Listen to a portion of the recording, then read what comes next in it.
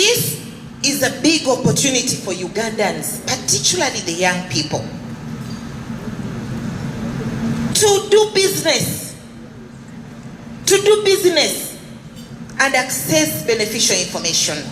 instead of using this wonderful phone to watch pornography and abuse people using phones. It is important that our young people are guided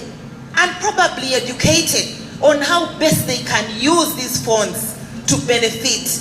and to add value to their country. So I think it is upon all of us to look at that much as the phone is available, it should not only be for, WhatsApping and enjoying whatever comes on WhatsApp, but also do very good business and benefit the country. Ladies and gentlemen,